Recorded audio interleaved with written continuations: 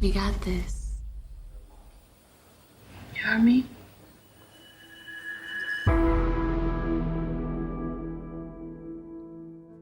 In the ring, you got rules. Outside, you got nothing.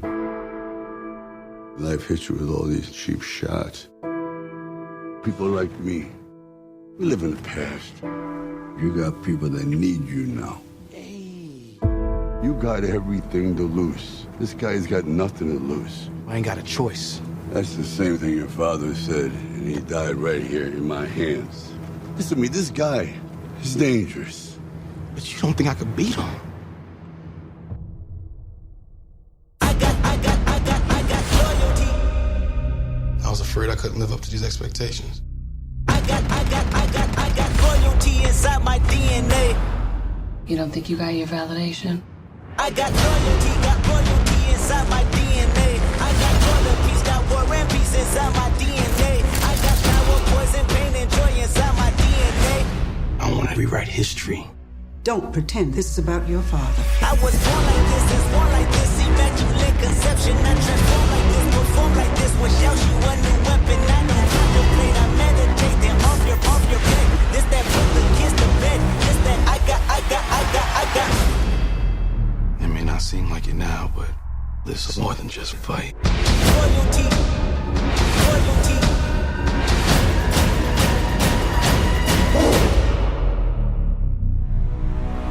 I got loyalty inside my DNA.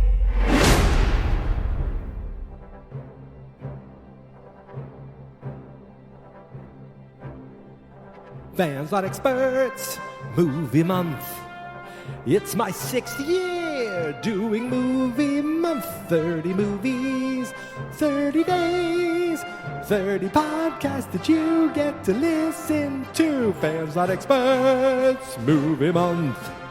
It's my 6th year doing movie month. 30 movies, 30 days, 30 podcasts that you get to listen to, including this one right here. But wait, one more time. Fans Not Experts, movie month. It's my 6th year doing movie month. 30 movies, 30 days, 30 podcasts that you have the pleasure of listening to. An episode is about to start right now. An episode is about to start right now. The theme song is fading out because an episode is starting. Rising up, back on the street. I took my time, I took my chances. When the distance, now I'm back on my feet. Just a man and his will to survive. Wait. That's for the third movie. Ladies and gentlemen, boys and girls, let's get ready to podcast. It's late. It's 10:40 p.m. and I'm finally getting to record. I just finished Creed 2, Rocky 8, whatever you want to call it. I didn't see this movie when it first came out. I remember seeing the trailer and a bunch of guys texting saying, I can't wait to see this, can't wait to see this. Oh, I saw it got good reviews. They're friggin' bringing Drago back. That's, it's like awesome and corny at the same time. And I was just like, oh, I can't wait to see this movie in the following June. And here we are. Creed 2. What can we say? Creed 1 I saw for Movie Month a couple years ago. I actually rented it and watched it on the train ride into Boston. Today I worked from home, so I rented it and said I'm going to watch it later, and then later, and then later, and then later. And it wasn't until a little after 8 o'clock, then a little later, then I paused it. Then I get up to go to the bathroom, then I paused it again, and boom, and here we are, 10:40, just finished. And I loved it. Was it, a little like, oh, that's a little corny? Sure, who cares? It was really like the perfect Rocky formula movie. Okay, the young up-and-coming boxer. We met him in the first one. We learned to love him. We learned all about him. He's Apollo Creed's son. He got Rocky that he calls uncle. He calls him Unk. Got him to train him, and now he's a force. And He's in the beginning of this one. He's there. He got his musician girlfriend, and bing bang boom, punchity punchity punch. He beats the champion to become the world heavyweight champion, and it's like boom, huge superstardom.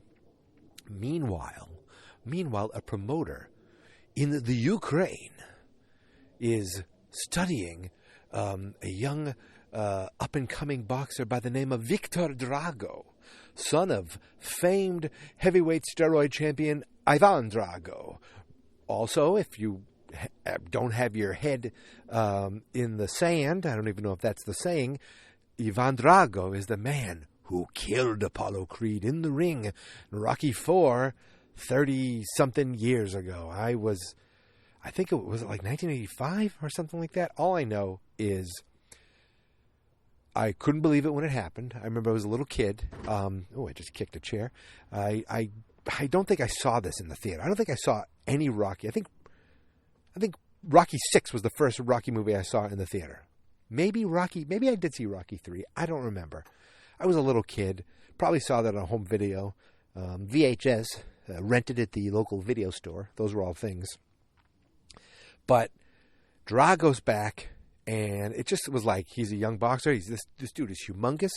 And his dad trains him. They just kind of live in a little apartment. He has a very physical job, doing physical labor, but he boxes on the side. And this trainer's like, he's ready. Let's bring him to the United States. Let's call a press conference. Let's call out Apollo Creed, because you know what a boxing promoter sees. He sees money. He sees story. He sees opportunity to create something that people will buy into, and that is exactly what this guy did when he called out Apollo Creed, saying this guy's, he fought a champion that was 3 years, too late.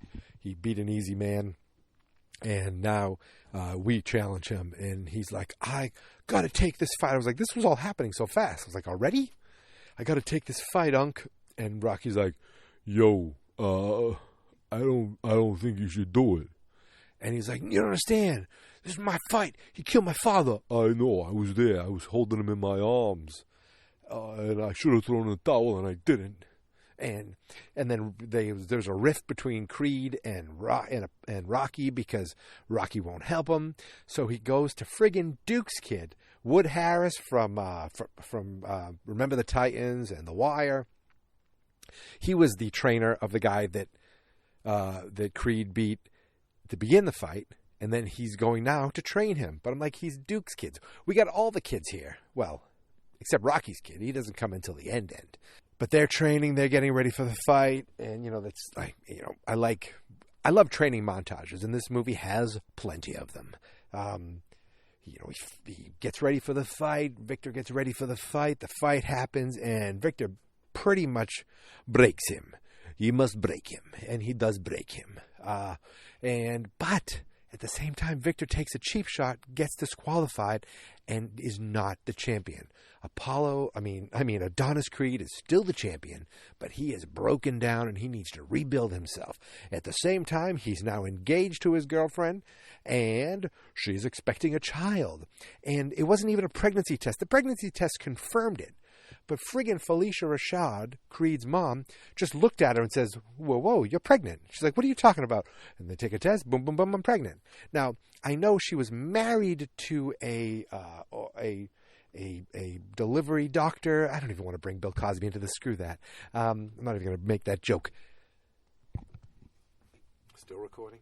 Still recording. Okay.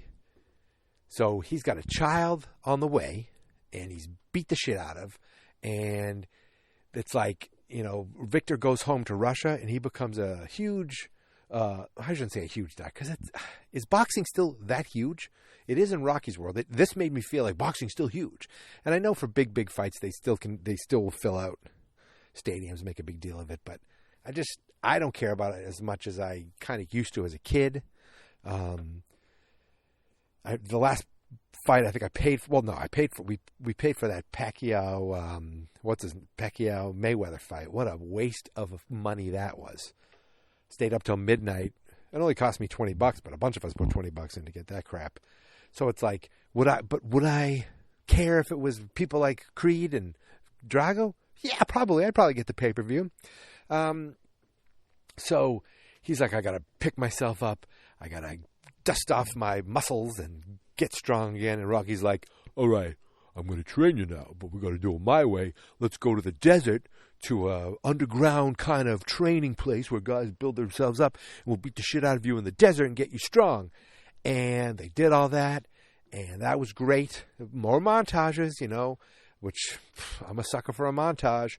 I can't believe I actually went more into depth on the friggin' Venom than I am with Creed 2. I feel like I'm going over it so quickly, but you know what I mean?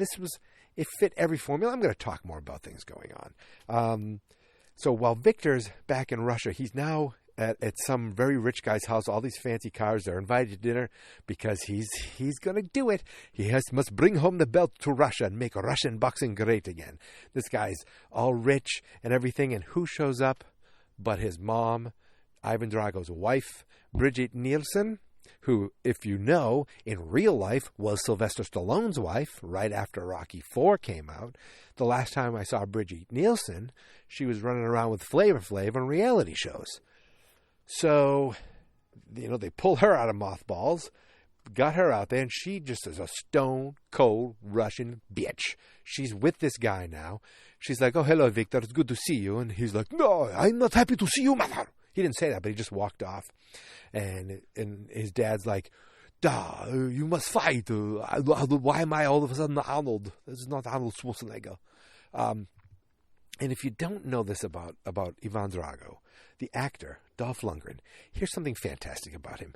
The dude is a freaking genius. What do I mean by that? Oh, I mean that he is a Fulbright scholar. He got a Fulbright scholarship to MIT. That's right. Look it up. It's true. He has degrees in chemical engineering and other engineering, and he got a Fulbright scholarship at MIT. And then because he was like a huge ripped dude, I think he hooked up with Grace Jones. Look her up. She's not just in Pee-wee's Christmas special. And I read this recently. It's not like this is in my head. And she pulled him out of MIT to go act, and he was all of a sudden in a James Bond movie, and then he was in Rocky IV, and then he was He-Man and the Masters of the Universe, and the guy continued to just keep making movies like independent movies that he produces. I think, they don't do anything, but I guess they probably make money on Ukraine, even though he's from Sweden. He's been back in movies like The Expendables. Sylvester Stallone brought him back for a couple Expendable movies. So it was cool to see him again. Brigitte Nielsen left him and left them because he lost this fight. Everything changed when he lost the fight to Rocky. And I kind of like that they didn't make Drago. I thought, is this almost like Cobra Kai? But they didn't make Drago all that likable. They didn't on Cobra Kai, they make Johnny Lawrence a lot more likable, a lot more, like you feel for him. With this, not until the end is Drago really likable. So they're training for the next fight, and he's like, we're going to have this fight, but you got to have it in Russia. I'm like, oh, shit. Are they going to have Putin stand up at the end and cheer for Adonis Creed like the fake Gorbachev cheered for Rocky in Rocky IV? No, they are not, because that was corny, but that was ridiculously corny. That's like when Rocky just, ended the Cold War by beating up Drago, which is a fact in history. He did that. Little things so anyway, I'm going to go through the story. So they're going to go to Russia to fight. So they go to Russia and they have the fight. And this time, guess what? Creed starts winning. Bing, bang, boom. One thing they did that I liked in the desert, when they're training in the desert, is they put a tire down and they made Creed and his sparring partner, or fighting partner, they were more than sparring, have to keep one foot in the tire, so they had to stay close together. And that kind of came into play with the final fight because Creed could get in closer because Drago had the size, had the reach. Creed could get in closer and do some damage. And that allowed Creed to lasts longer, and when Creed lasted longer, this is longer than any of Drago's fights that he's ever done before. So Drago is tiring out a bit because he's never had a fight that gone on this far. And bing, bang, boom, and Creed, is falling down but getting back up and hitting, going down and coming back up, and there's one point where he's on the mat and he's getting up and he starts banging the mat, like psyching himself up and realizing, I'm not quitting, I'm coming for you. And the song just starts, coming, and the wave, and the song sweeping and sweeping. And I'm thinking to myself, I think I like, well, first of all, that score was great. And this is almost like Creed's own theme, and I think are they going to stay away from the Rocky theme? It almost seems like that would be fitting. Like Creed gets his own theme, and then all of a sudden he gets up, he starts punching him and punching him and punching him, because I can't think of a better term. And down goes Drago, and then all of a sudden, and I'm like, oh shit. They're doing, and I was like, I rewound it. I hit like the back button to go back 10 seconds and watch it again. And it's like, I am almost 43 years old. Okay. I've seen these Rocky movies incredibly amount of times. Rocky movies became a parody of themselves. Then they make a great movie like Creed, and the same thing happened to me on the train. That music hit, and you just like, whew, you get chills. And it's like, kick his ass, Creed, and then bang, bang, bang, boo, boo, boo, punchy, punchy, punchy. And yes, that's what happened. Down goes Drago, and now he's not getting up. And he looks over, and his mom's there with that rich boyfriend, and they're like, we don't care about him. I don't know why we are French, and we shall leave. And she left with her boyfriend. I can't do a Russian accent. She can barely do a Russian accent. So she leaves. Mom leaves again. That's got to be really bad for Victor. And Ivan Drago looks over, and he's like, oh my God, she's gone. Oh my God, he's getting his ass kicked now. There's no way he's going to win. This is going bad. He's saying this all in Russian. And in a very poetic turn of events, Drago throws the towel in so that the fight stops. The same thing that Rocky didn't do in Rocky IV. Rocky didn't throw in the towel. And even though Duke was saying, stop the match, Rocky didn't do it. Creed died. This time Drago did do it, and Drago lived. Not that he was going to die. That dude is a giant, that Victor Drago. He's a German actor. I don't know anything about him except that he's Victor Drago. He didn't go to MIT. And, happy ending, right? What's his name? Adonis Creed is the champ. And he's got a daughter now. His wife, he's getting married. If not, he's already married. They didn't show the marriage or didn't do anything. I didn't see a ring on her finger. I do like some of the subtle things they did with passage of time where, you see just his beard's a little bigger, or Bianca was a little more pregnant. She was showing a little more. And it was just like, okay, that's how they're showing, how much time has passed. Because people, it's not like they have a boxing match every week or every month even. A boxing match, a boxing fight, whatever you want to call it. But he is still the champion, and these fighters, I'm sure he's got cashed in cha-ching.